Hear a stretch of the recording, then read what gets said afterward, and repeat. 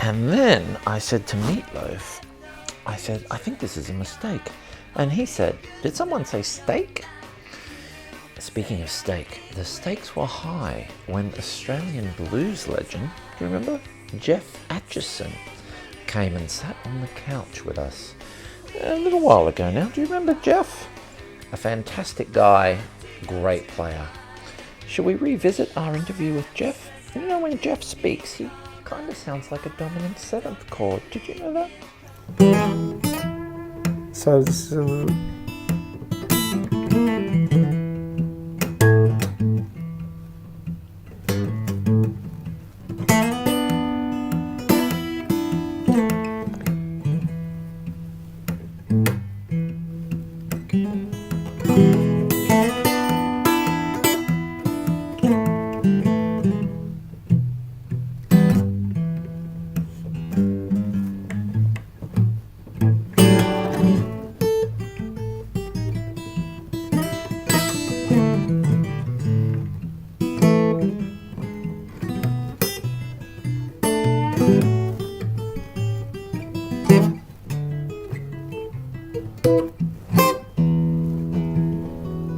Geoff Achison. Hello. How you going? I'm good, mate. Customary handshake. Yes, Welcome. Thank you. Nice to be here.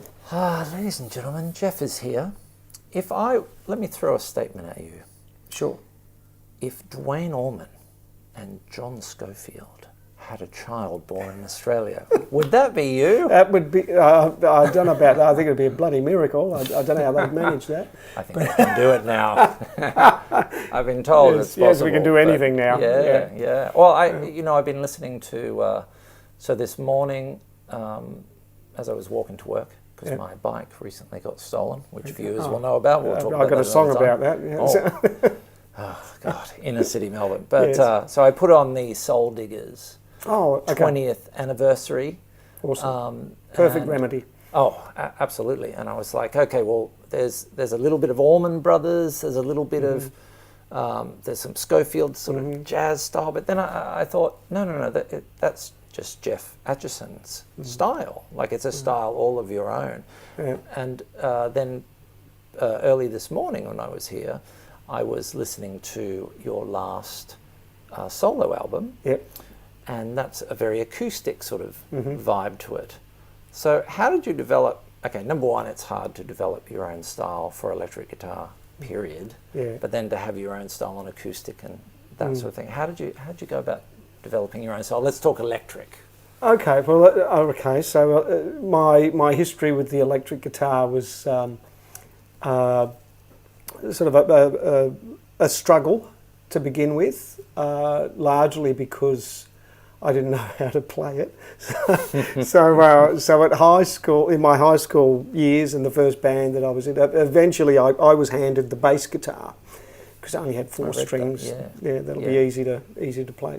And I was the worst guitar player in town, so I got handed the bass, and it was great because I played bass in bands for the next 5 or 6 years, and I think having that time in the rhythm section and essentially learning the groove and learning how to drive the band and pilot the groove as people were soloing over the top is something that I still focus on today. In fact, when I'm in the band, leading the band out front, I am focused on the bass player more than anybody else. Okay. Holding that groove. Yeah, holding the groove. So and I'm lucky to work with people like Roger McLaughlin. I know. And, when we announced that you were, in fact, I think more than any other person I've had on the show, everyone seems to know you. I've had messages, I can't believe you've got Geoff, or I put a photo up and someone said, get Roger in as well, and then Roger wrote, no, I think it's just Geoff. Roger's at a rehearsal today. For we'd be happy to have you in, Roger. Yeah. You should, yeah. It's a 4-seat arrangement here, but... and how did you hook up with those guys? So I was with Dutch Tilders for several years, and when I departed and I wanted to put my own band together, look, I struggled with having a regular lineup for a couple of years, And it was after I came back from living in the UK and US for a year that I wanted to put it back together. But I had developed this idea while I was away of, because I was hiring pickup bands here and there, of working it the way that I'd seen Hail Hail Rock and Roll, the Chuck Berry with Keith Richards. I love that. Yeah. And I saw that it was a We're mixture going of to change the key live. yeah, but Chuck would tour solo, Yes. and he would tell the promoter to provide him a band. Oh, and and with his suitcase full of money or something. Yeah, that's right. Yeah, and if he liked the band, he'd pay them, and if they didn't do a good job, he'd just leave.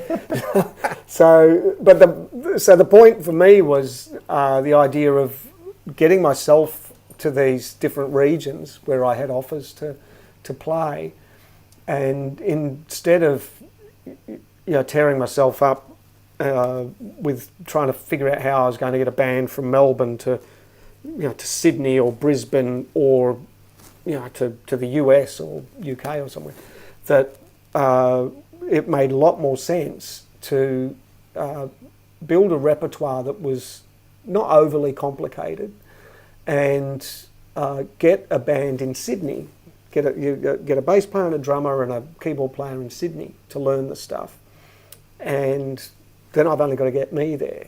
Yes, and it's much more economical. Yeah, it just makes a whole lot more sense. There's the travel costs, and especially when you're a blues and roots band and an independent band playing original music. So there's like 3 strikes I got there. We're not in it for the money, but put it that way. But I started to work on that idea here in Melbourne. So I got phone numbers of several different musicians, and I just wanted pros, people that would just come and play. Yeah. And I'd pay them whatever was agreed, and they'd learn the material, they'd turn up on time, they'd learn the stuff. So I wanted people that were like session players and so on. So I had Mal Logan's number. The first time I called Mal Logan, I was hello. And the same thing with Roger McLaughlin. Yeah. Roger was my favourite bass player when I was a bass player. He's just outstanding. But managed to get those guys on board. Initially, is he on that 20th anniversary? Yeah, that's Roger. Right? That's Roger playing on there. Yeah, it's great playing. Yeah. It's every now and then I hear a little bit of Jaco style in there, and I'm like, oh wow! And then he bounces into something else. Incredible. I think he's the best bass player in the world. Right. Yeah. Probably. Because it's not just all about chops. I mean, he's got chops, but it's so tasteful. Yeah, he does tasty. The perfect thing at the perfect time, and he can. There's lots of amazing things happening, but he holds the groove all the time. Oh, I love that groove that I made you play on the PRS. I just when I put that on, I had it going through the Yui boom here before. Okay. So, it's super cool. Yeah, it's amazing. Yeah. Well, if you hear it with Roger playing the actual bass line, it's so much better. And we have Jerry Pantazis on drums, and he's the hardest working drummer in town. In high demand. So that group sort of became the A team, I think, because we just enjoyed playing together so much. So even though it began with this idea of everyone's just being employed from gig to gig, and if you don't want to do the gig, just say no, or if you don't want to do the soul diggers anymore, that's cool. Yeah. So no hard feelings. But I've had lots of other great players. Kevin Murphy was on drums before Jerry, and Kevin just got busy with doing the LRB thing over in the States, and we just couldn't get him anymore. That's when Jerry came in, and I have an LRB guitar here at the moment. Right. Oh, do you really? You have to show me in a minute. 64 Casino. Oh, I'd be interested in seeing that. Yeah. Lots of other great players. Robert Little, bass player. He filled in for Roger quite a lot. Yeah. Because Roger would get busy doing other things. They're all busy guys. So if I call the guys, so we've got a gig, and I'll say, hey, we've got a gig at I don't know, the dog and bucket on on whatever night. Love the dog. And if they come back and say, "Oh no, It's a great venue. Yeah, if they come back and they say, "No, I'm playing with this," like Roger plays with Stars, Right. Yeah, Jerry yeah. plays with Stylus. Yes. You know, and our new guy Richard Tankard, he also works with Broderick Smith and a bunch of other people. They're all busy. Yeah. I think musicians Roger's been in they're here great. before. Yeah, I think so. But Yeah. so at the 25th anniversary show, Yeah, are you I'll have going to Roger McLaughlin on bass. Yeah. Richard Tankard on keys. Yeah. And we're going to have another great drummer, Andy Silvio, will be on drums. Okay. Andy's done the gig many times, so he's a bona fide soul digger, and he's coming into play. Jerry Pantazis, who is the guy that's on the 20th anniversary, and he's been on the last few albums, probably the most recognisable soul digging drummer. Well, he happens to be doing a theatre show. All right. But he has promised he'll turn up later in the night. Cool. So, What theatre show is he doing? I can't even remember. Yeah, Off Broadway.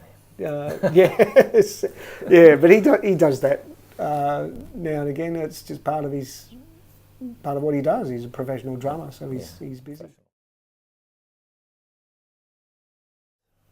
So I eventually switched back to guitar because I was crazy for blues guitar in particular. I think it was when I heard blues guitar being played for the first time that there was a little switch was flicked in my brain, and suddenly the guitar made a whole lot more sense. Yes. Well, what was it that you heard? Was it on the John radio? Mayall and the Blues Breakers with right. Eric Clapton. That was the album. I'd never heard anything like it before, but when that was put on the turntable, I ran over to the record player. This is in the 80s, mid 1980s, and I'm just watching this disc, trying to read the who it was. I'm like, what is this?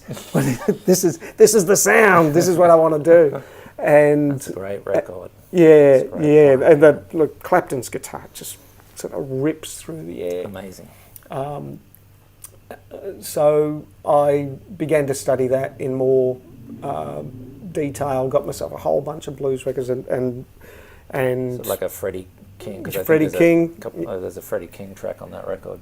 I think Hideaway's. Hideaway, and a friend of mine, one of the first sort of albums. I got this big stack of albums from a friend of mine. Once he learnt I was into blues music, he was a saxophone player. Most of the musicians I worked with were much older guys, and I was their bass player.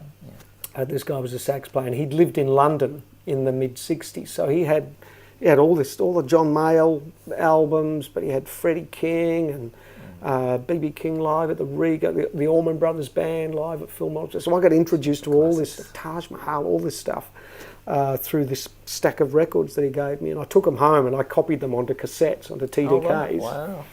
and then gave them back to him. Days. But that was my conservatorium of blues music for the next few years, because records were really hard to get. So learning all of those licks, and so did you get some lessons on guitar when you were playing the bass? When I was very young, I had I don't know, maybe half a dozen or so lessons from a local guy that played a bit. His name was John McCann. And John McCann basically taught me how to tune it up, what the notes were called, how to form chords.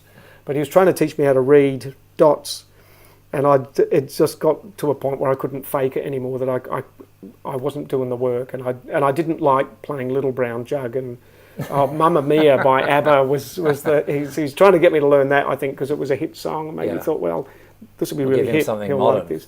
Something modern. I hated it. So I just didn't want to play that. That's the tough thing if I'm teaching guitar here, and I always give people two options. Yeah. Option one is we work on some songs that you want to learn, and option two is learning how to read the dots. Yes. And it's always like, Mary Had a Little Lamb. Yeah, you've got to start with the simple stuff. Oh, yeah. But I wanted to rock. But look, I think if anything, what became apparent to me was that I was a good improviser. I was a good faker. 'Cause You had the ear for it. Yeah, I started getting a lot of gigs once I had that bass guitar. Not because I was such a good bass guitar player, but because I had a bass guitar. So I got all sorts of gigs, and I played in jazz bands, rock bands, country rock bands, and top 40 bands. And they're always the most in demand. It's like drummers and bass players. yeah, that's right. I was told even back then that Yeah. if you can learn to play bass, you will never be out of a gig. Yeah, that's true. So that was really good for me, but it did become apparent that I was good at jamming, improvising, making things up, and I think that's why the blues as an art form really resonated with me. Yeah, because there was so much of it. I could hear it in the way the musicians were playing. You had it like jazz, and I'd spent some time with jazz music of all kinds. We played trad and a little bit of bebop, and well, probably attempted bebop. Were you working that out by ear? And, Yeah. Right. Yeah. So did you have a sheet of scales that you went through, No. or it's right? Wow. No, I actually amazing. didn't know a thing about scales. I had the little pentatonic box pattern, Classic. and a lot of the other notes I just filled in. You know? So the Just sort of technique found side it. of it, you just You'd follow the root note. I mean, this was and I'm a country boy at this stage, and we're playing in pubs. We're not playing in theatres and festivals and things at that stage. But I would follow the chord chart. I'd find the root note, so play the root note, and then I'd just find something that would fit, find something that would join on to the next root note. Yeah. And I'd sort of just read ahead like that. So it's totally faking it. Yeah. What about now that you're a little bit older and more experienced? Yeah. Can you drop in at I mean, I know you could drop in at pretty much any blues gig and nail it. Jazz, because when I listen to your records, it sounds like there's a little bit of a jazz influence there. Yeah. Do you feel like you could just drop in with anybody and improvise? And well, I'll give it a go, but but if I'm I will sit in with jazz musicians now and again. Yeah. I'll get a call on the odd occasion, to come and sit in on a jazz gig or a jazzy kind of flavoured gig, I suppose, and it does freak me out a little bit, and I do think, oh God, do they know I can't play this shit? I saw you talking about the Seta Green. Bob and Steve and Mal. Bob was a very early contact for me in Melbourne. I used to go and see Blues on the Boil, which was his band. Well, it was his blues based project that he used to do at the Reef on a Friday night, right in the middle of Melbourne, and then they played other gigs around the place. And I was a regular, and I'd go and watch them. Played Dean Ford on guitar, who was fantastic. Jackie Gordian used to sing. Gordon Pendleton on drums, and I was a bit of a fan of that band. But I remember Gordon Pendleton came down, brought his cup of coffee down in the break, because I was always up front, sitting at the table there, just watching them play and just soaking it in. And he came down to have a chat with me. Just because I was a regular face and I was always sitting by myself, but I think he just was extending the hand of friendship. Wow. And after chatting for a while, he was like, "Man, you play?" It's like, "Man, you got to bring your guitar." And he introduced me to Bob, and Bob said, "Yeah." And he's jazz. He's like, "Yeah, man, bring your horn." And I said, "No, I play the guitar." He said, "Yeah, bring your horn." Were you nervous? Oh yeah. Yeah, what do you do? But super excited as well about it. Yeah. I get quite nervous thinking about something like that. Yeah. So what did you do to sort of calm yourself down? Or? I don't know. This is just something that you learn to cope with, and look, that particular situation was in 1987, I think. Right. It's a long time ago. Yeah. So it's hard to remember, but any situations of that type, I mean, that's happened several times. Like the first time I got to sit in with Dutch Tilders, the first time I got to I met Les Paul in New I saw a York. photo of that. I read a story about you sat in with the Allman Brothers. I sat in with the Allman Brothers, yeah. So it just kind of... Yeah. It's all relative. That's all happened over many, many years. But that Allman Brothers Band thing was at the Beacon Theatre in 2012, and I still sort of pinch myself and think, how the hell did that happen? Was Derek Trucks in the band? Derek and I can hear Warren and O'Teal on bass. I mean, the whole gang. And look, some of those guys are no longer with us. Greg. Yes. Sadly, is no longer with us, and Butch Trucks is gone. And I was on stage for all of 10 minutes. Thankfully, we just jammed on a blues. They didn't launch into Jessica or. Oh yeah. And do you know this one? Yeah. Oh, wow. But yeah, I guess look. I had butterflies all night because I knew I was on the set. I'd seen my name was on the set list. So I was pretty nervous about it all night. But when the moment comes, you just got to go out there, and I just did my best to just focus on the music. Well, you certainly don't look nervous. If I watch you on video, I've seen you at the guitar show before, and I think it's one thing to play great, but also to be a great entertainer. I think you're a great stage presence as well. And speaking of playing, what have you brought in today, Okay, Geoff? so this is my main stage guitar, and has been for the last 7 years, I think. But this is basically my rig. This is what I use. This is a lovely Paul Reed Smith studio model. What year is that? 2012. Right, I got this. Is that an ebony board? It's really dark. Actually, I don't know. Super dark. I wonder if that's a Yeah, Brazilian rosewood or something. That's pretty nice. Yeah, I don't know. I don't know that much about guitars. Could you show me? I was listening to your live record, Yes. and I love the track. I think it's called "Living in Fear." Okay. Yes. Can you show me the rhythm to that? Yeah, I haven't played it in a while, but that's the main riff.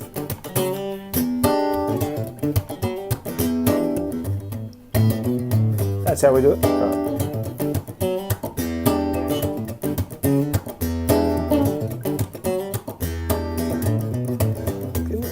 Now, it's basically a blues. Yeah. So Now- centered around the E9 chord there. Yeah. The sharp 9.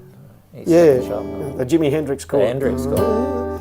And look, if anything, it probably was an attempt to do just a big blues rock jam kind of tune. It's a challenge to write something that's a blues but doesn't sound like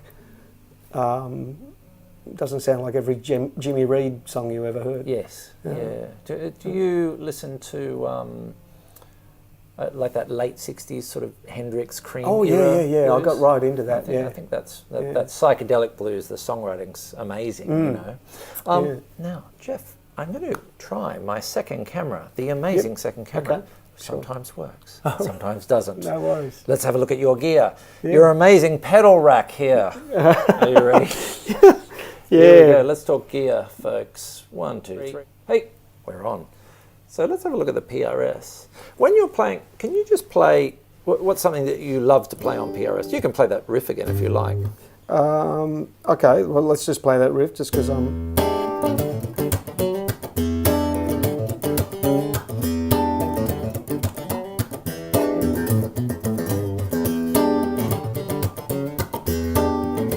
Do a GoPro angle.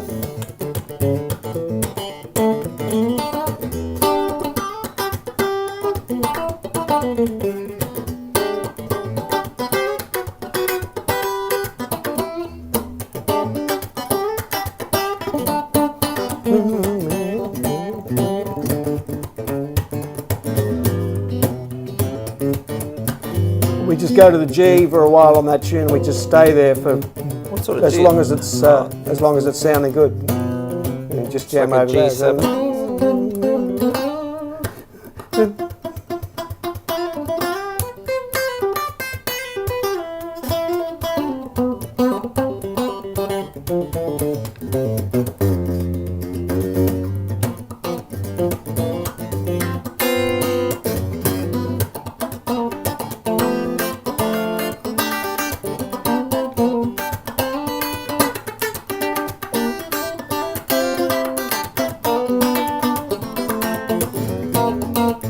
what we do? I'm trying to remember this song as I'm going. And then back to E, yeah. That's fantastic. I love that. That's what setting is that guitar on? It sounds like a Strat at the moment. It's got that Strat. Yeah, so this has got a very familiar sort of layout. So it's got the 5-way switch. Yeah. Works very similar to another brand of guitar, and but I love it because look, I played a Les Paul guitar for years and years and years. Yes. What I was after was that very first. What I was after was that very first electric guitar tone that I'd heard on that Blues Breakers album. Yes. And that Les Paul for me was that was the blueprint of that's what a guitar should sound like. I love the story of that recording where he said it had to be like the gigs that they were doing. Yeah, that's right. So he had to turn it all the way up to get it. The engineer was like, "Oh, wait a second," you know. Yeah, it kind of explains why a lot of those records of that time, the guitar sounded kind of plinky plunky. Yes. Yeah. Whereas you'd hear people talk about the gigs and say, "Oh man, it was rocking, it was outrageous." Because of course at the gigs they turn these little 30-watt amps all the way up, right? Because there was it wasn't going through the PA system. No. And of course the instruments just sounded fantastic, but they'd go into the studio. Yeah. So I would imagine even Buddy Guy records at the time. That's not what Buddy Guy sounded like when he played live. Yeah. But in the studio, all the engineers were like, "Yeah, buddy, turn it down." And it's funny you should mention him. On YouTube, when I was looking at some of your videos last night, a Buddy Guy video came up, and he was doing. I think it was Killing Floor. I think it was Killing Floor, and he's got Jack Bruce on bass from Cream and Buddy Miles on drums. Yeah, right. He's very clean cut, short hair with a suit, with the Strat, but it was cranked. Yeah. You know, I don't know what he was running it through, but I mean, as I understand the problems of having loud amps in here and trying to record them. I had Josh Smith in a couple of months back, and he just turned this thing right up. And I'm like, oh, man, I can't really do it. But speaking of amps, I'm going to flick back to camera B. Yeah. Can we have a quick look at? Yeah, well, speaking of recording and wanting to turn things up, so this amp is a Lucas Miles amplifier, built in Melbourne. He's a local guy, but these are just extraordinarily beautifully made machines, and I've had this for a few years now. This is what I use with recording the last 2 albums. All of my guitar tracks were done with this little amplifier. It's a beautiful sounding amp. Yeah. And so for your last set, you're just running straight into it? Oh, at the moment, I'm just straight in. Look, if I was wanting to get an overdrive sound, with this one, I do have a little George Evans Scorcher overdrive pedal, and that's one that I'll use with certain types of amps. That overdrive is my go-to device, but my main gigging amp, I can use this for small gigs. If I'm in a really small club, this is perfect, but most of the gigs I use a Dave Olbrich 50-watt arena amp. I saw you using, what were you using at the guitar show? Was it an Olbrich? Yeah, I would have been using the Olbrich. Yeah. Playing with Jimmy Hocking, yes. We've had Jimmy in before when the show used to be in the middle room there. Okay. Yes, shout out to Jimmy. Yeah. Because he came in and it's in here. I'm like, yes, it looks bigger on camera. Yeah. But, now, speaking of shows, you have the 25th anniversary Soul Diggers show coming up at the Spotted Mallet. Yeah, May 25th. May 25. So 25th anniversary on the 25th of May. Which it helps everyone remember. Yeah. I'm going to go. I'm going. Fantastic. If you want to see one of the greats in Australia, I can't believe you're from here. You should be from elsewhere, but no, he's from here. And he's playing on the 25th of May. So if you're watching interstate, come on down. Is it just yourselves, or have you got a support act? Oh, Charlie Bedford's going to open the show. Okay. He's our young friend that we've known Charlie since... Oh golly, he was in his early teens, but he's he's left school now, and he's keen to make music his life. He's been over to Memphis a couple of times. Oh, right, but wow. I think someone mentioned him to me. Yeah, we're big fans of Charlie. He's going to be a star, that kid. He's Charlie. Great. So come in, Charlie. Yeah, and I think it's apt because we're a bunch of geezers. We've all been in the business a long time, and that's the whole thing. The Diggers has been going longer than Charlie's been alive, I think. But it's a milestone. When we did our 20th anniversary, we recorded the show. Where was that recorded? At the old Greyhound. Right, St Kilda. In St Kilda, which is, of course, is no longer there. It's just a parking lot now. Yeah. But it was a great show. We had a sold-out gig, and it was filmed with, I think it was a 12-camera shoot. Yeah. So it looks fantastic, sounds great. And we still had Mal Logan, who was our keyboard player for all those years to that point. And Mal's moved to Queensland now, moved to sunny Very Noosa. nice up there. Oh, yeah, it's very nice. Yeah. So in the meantime, Richard Tankard has come in and put his stamp on the music. He played on Another Mile, Another Minute. He's all over that album, and fully fledged soul digging dude now. So we have great fun. I travel a lot now, so I got a US tour coming. Yeah, there's a US tour coming up and a UK one later in the year. I'm always out of interest. Yeah. That's right. Don't worry about that. Out of interest in terms of touring. Yeah.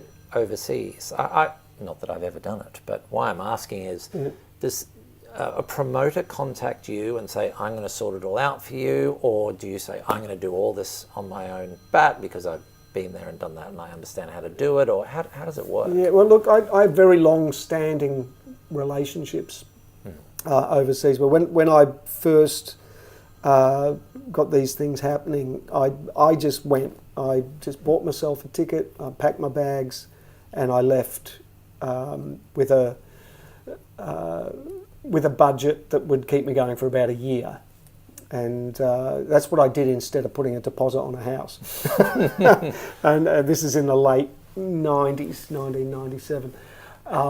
And my hope and desire was that I would make contacts overseas. And I did have in the back of my mind that if things really worked out, that maybe I could just live in another country if things were working out better there than they were here. Eventually I came back to Australia after being away for about 12 months. But what I did get out of it was I had established the contacts that I wanted, wound up with a manager in England and a manager in the US, and I've been returning on a regular basis ever since. In fact, speaking of anniversaries, we're doing a 20th anniversary in the UK this year. Right. Wow. Were you living in the UK? I read an article about you in Guitarist magazine, which is the UK edition. I don't think it would have been late 90s. It was a bit more recent, within the last 10 years. Yeah, I was certainly touring over there, if not living there. I only lived there for... I based myself in London before I'd made any contacts for about 3 months. Yeah. And I was living in one of those share houses. A couple of an Australian guy and a Kiwi guy had the rental agreement on this place, but it was just a revolving door of Australians and New Zealanders staying at this place while they sort of got themselves sorted out and moved to Putney. Yeah. We're right by Putney. We're very close to there. I remember going to Putney, catching up with friends, and so everywhere we went, everyone was from New Zealand or Australia. Now, Geoff, over there, behind the camera, is a very well-worn Gibson. Mm-hmm. Can we have a look at that? Sure. Man, so what is this beautiful-looking machine? So this has been my main stage guitar for the last 22 years. Yeah. So it is showing a little bit of wear and tear. Yeah. This is a Gibson EC30 BKE. Wow. So if you were to look for one of these today, they've changed the name. It's now a J175. Okay. And they're essentially a J200. And that's the biggest guitar, the big Elvis, Everly Brothers sort of size guitar. I actually tried one of those out, and I could have had one of those if I'd wanted, but I played the J200, and it was like this. They're massive. So you would have seen a guitar and a pair of legs on stage. Did you go to Gibson in the US to get this? Oh, it's quite a story. So if you want a bit Only we had time for the story. We do. All right. So it's Geoff's show and tell. So this instrument. Let me get the show and tell camera. Sure. This instrument came to me in 2007, but the story goes back to 2005. I've lost 10 years there. I picked it up in 1997. Story goes back to 1995 when I did the Memphis Blues Challenge for the Melbourne Blues Appreciation Society. And shout out to those guys. They've shared the and they still do that every year. They run a local competition. They pick a couple of acts and they bundle them off to Memphis to perform. Which is a great thing to do because there's all sorts of opportunities besides the competition itself. So I went there and I played, and after my set there was a guy from Gibson Guitars and he gave me his card and he said, look, the boss said he really likes you're playing, he'd rather you were playing a Gibson guitar. So he said, whatever happens today, you make sure you give us a call. So he gave me the card and I put it in my wallet. And that was the Australian... did you say the Australian? No, this was in Memphis. Oh, right. Yeah, so I'd got the Guernsey to go to Memphis and do the Blues Challenge there. So that was at the New Daisy Theatre in Beale Street. Wow. And as it turned out, I won a prize. I got the Albert King Award on that day. That's amazing. For my set, so that was great. That made me very, very keen to go back to the US. And it was like vindication that I was headed in the right direction. So I probably arrived there with a big question mark over my head as to whether am I doing this blues thing right? So many great players over there. Oh yeah, intimidating. Yeah. But you wonder if what you're doing is valid. But I was also trying to come up with something different. I didn't want to sound like anybody else, and I did 2 original songs. Yeah. It's like I said before, it's very difficult to do something that's the blues, but also have it be original. Yes. Have it not sound like anything else. So I did my 2 tunes. She only got 10 minutes, and I won this award, which was great. But then I had this card from Gibson, and the boss had said, "We want you to play a Gibson guitar." So look, we kept in touch with them. So I had to come back home. And look, they sent me to the local distributor. They said, "Well, we have people in Melbourne, so you go talk to them. Tell them you met us." Anyway, that went nowhere. That went absolutely nowhere. We argued the toss with them for weeks. That may explain the change in management structure of recent times. Yeah, so okay. Look, that went absolutely nowhere. They thought I was just pulling their legs. So we kept in touch with Gibson in the US, and when I went back on this big trip, when I decided, look, I'm going to go away for a year and see what I can have. My first stop was Gibson in Bozeman, Montana. I was travelling with my good mate Nick Quitner, who was acting as my manager at the time. And we went to Bozeman, Montana, which is where they have the factory. They looked after us and gave us the tour of the facility. And I wound up in this room at the end of the day with all the Gibson acoustic guitars hanging around the wall. And the guy said, "Well, I guess you just play one until you find one that you like." And they locked you in until you found one. Yeah, you just keep playing them guitars. And the first one I picked up was a J45. Yes. People don't see that so often. I've always used it for recording. It's beautiful, beautiful guitar. And it's the same age as this. That was the first one I picked up, and I'm playing it. And the guy says, "Well, I think you found the one." And I said, "No, it doesn't have the cutaway, and I need the cutaway for that, so I'll have to put it down." But he said, "Well, maybe you take that one and play it on the sofa, write some songs up with that." And I'm like, wow. So then I kept looking, and this was the model I wanted. Wow. They couldn't give me the one that was there. They said, "We'll put one together for you and send it to you." So this is, if you look at the back here, just look at the... Wow. Look at the wood grain in that. Yeah. What sort of wood is that? So it's all maple back and sides, but that's one piece on the back. Yes, it absolutely is. Extraordinary There's piece no of join wood. there. Yeah. And that's... it's beautiful. Yeah, it's arched at the back there too. Yeah. Which is It's hard to see that on sound. camera, but you can, if I move that way, you can see it's a little bit arched. Yeah. It's on the camera. Yeah, and then that grain goes all the way up the neck. So if I'd ordered this... That's a 1997. Yeah, you'd pay extra for all that that's going on with the wood. Certainly do, especially these days. So it really is one of my most treasured things. Could you play... And it's for sale. Yeah. Is it? Yeah, $2 million, and that's yours. That's cheap. In the guitar world, celebrity guitars. Yeah. Can you play... What do you like to play on it? Play anything you like. Just so we can hear. Okay.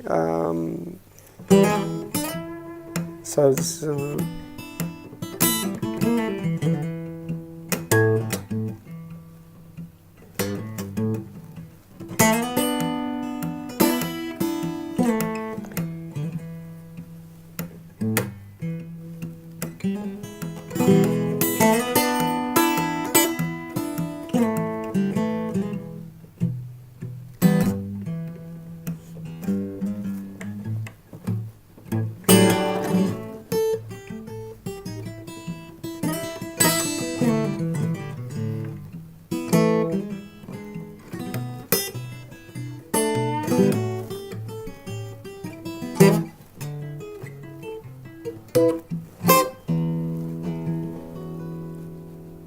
Beautiful. I love that turnaround.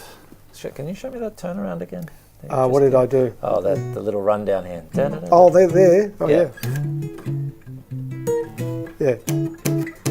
So you're doing a descending line down here and an ascending one there. That's very And there you're sort of holding there's your E chord. Yep. Yeah, it's a neat little turnaround. That's very cool.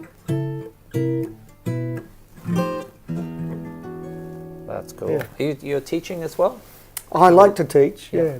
Yeah, I really enjoy that. Where do you do lessons, just from home? Actually, I've just set up a 4-week course I saw something for a small class. So we find the classes work really well.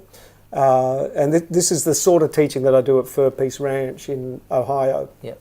And generally when I do those, I mean, that's a camp. Jorma Kalkinen's Fur Peace Ranch is a place you go and stay on campus for a weekend from Friday through to Monday morning. So it's a package of accommodation and guitar lessons. Yeah, and they feed you the whole time as well. But you spend a lot of time with your instructor. So as an instructor, I'll get a class of maybe about 10 people, and we all sit with our guitars, and we do 2 workshops a day. And in between, there's the opportunity we just hang out and we jam and we just talk about guitars and string gauges and tuning pegs and whatever you like. It's guitar players' heaven.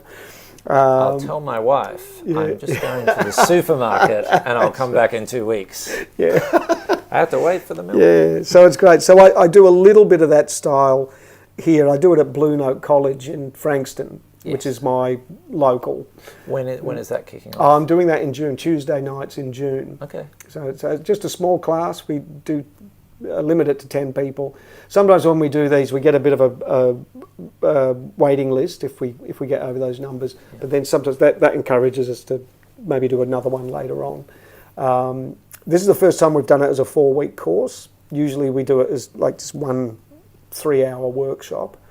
But this is something Brendan at Blue Note suggested. He thought this might be a good way to do it in the winter time. So we're going to do that. Now, I do a little bit of teaching at home if people get in touch with me. Yeah. I almost scored a private lesson with you, but Travis Winters drugged me. Oh, and really? Then I woke up and it was too late. Oh, yeah. I know, Trav. Yeah. So Nigel, I do a morning show with Nigel in here on Saturday mornings. He comes in here and plays guitar and we talk. And then Travis I've known for years. So yeah. I knew that was going on. I said, but Travis. Yeah. Naughty. He's a good player. Yeah, he's cool. He's great. I did a little show with him ages ago. Shout out to Travis. Yeah. Ladies and gentlemen, a customary handshake. I've taken up far too much of your time. Not at all. May 25 at the Spotted Mallard. Yeah, with the Soul Diggers doing Soul Diggers. a bit of a retrospective concert, big party. Mainly electric, the PRS Yeah, for that gig? yeah. We're going to focus on the Soul Diggers repertoire. Okay. And I'm keen for people to write to me on my socials and let me know like favourite tunes, because we got to get some kind of that's kind of cool. some kind of an idea of what we're going to play. I'll tag you in all the posts as well. US tour, and then in June he's down at the Blue Note Blue Note College of Music in Frankston, Tuesday nights. But you've got to book. You've got to pre-book. Book it. Yeah, because just gonna you don't get too guitars. much of a better chance. And we're not just doing licks and tricks and stuff like that. We're talking about getting the guitar set up so it sounds good at the gig. How to do songwriting tips. Yeah, songwriting and also just a little bit of writing basic charts. I know a lot of people get like, I can't read music. That's okay. I write charts too, and I'm not writing every note down for that, but just chord charts, ways you can do it just to get your ideas across to other musicians. That's great. The ability, it's not that hard to read a chord chart, but I think everyone gets that idea in their head that I have to read the black dots. But book now because this guy is one of the, if not the best out there at the moment, and we're so lucky to. You can pay me later, Geoff. And we're very lucky to have him here in Melbourne. So cool, man. Thanks for coming. Thanks. I appreciate Cheers, it. If you're watching on YouTube, please subscribe. Go see Geoff. All the links will be in the description. Thank you so much. All right. We're out of here. Ciao.